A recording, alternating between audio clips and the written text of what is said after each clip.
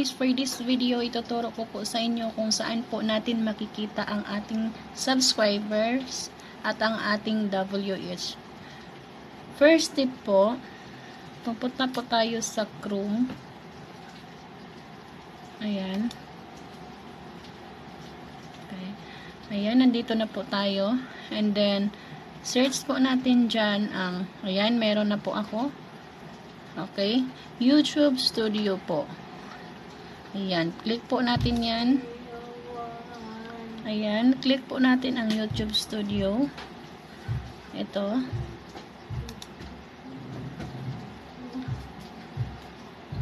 Okay. Ayan. Nandito na po tayo guys.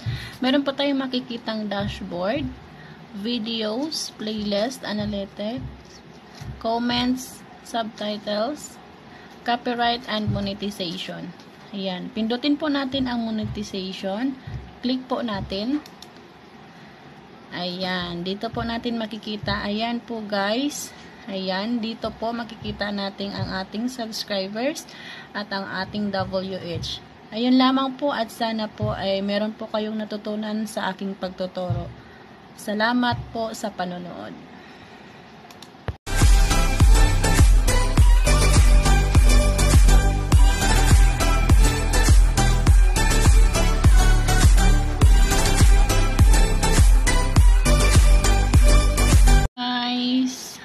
For this video, ituturo ko po sa inyo kung paano po tayo mag-set ng ating Premiere.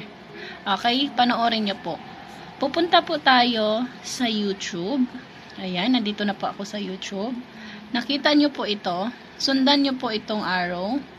Ayan, i-click nyo po yan. And then, may makita po kayong upload video, go live, create post. Pindutin po natin ang upload video.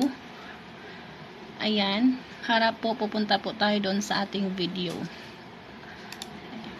Ayan. Ayan, nandito po makikita po natin. So, ayan, pinakauna po natin makikita yun kung ano pong video ang dapat nating i-premiere. And then, meron po tayong parang pencil na makita dito. Click nyo po to. Ayan. So, kung gusto nyo pong maglagay ng thumbnail, ayan, eto po, dito. Ayan, pipindutin nyo lang po yan dyan. Dito po maglalagay ng thumbnail. Okay. So, dito po tayo. So, ayan, nakapublic na po yan dahil yan po ay na-post na. So, i-click po natin yan. Kasi para po sa Premiere ang ating gagawin. So, gawin po natin is unlisted po. Ayan. Halimbawa lang po ito ha mga guys. And then, click po natin ang schedule. Makikita po natin meron pong date dito na nakalagay. Kung anong date po ninyo dapat iset ang inyong Premiere. Ayan. Kung gusto nyo pong ibang date, so i-click nyo lamang po ito. Ayan. Mapupunta po kayo dyan. Mamimili po kayo dyan kung anong date ang gusto nyo. Okay. So, dito naman po tayo sa kabila. Ito po ang oras. Kung anong oras po.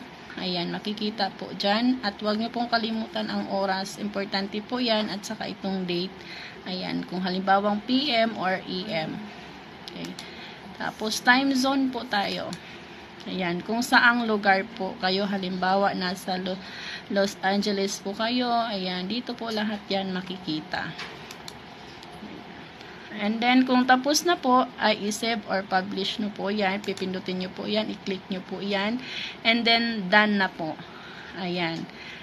So, pag na-done nyo na po yan, back na po kayo. Ayan. Makikita nyo po yan doon sa channel nyo. Pipindutin nyo po yung channel nyo. Makikita nyo po doon. May nakalagay na doon na Premiere.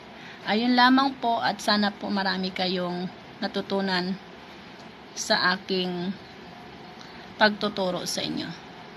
Thank you.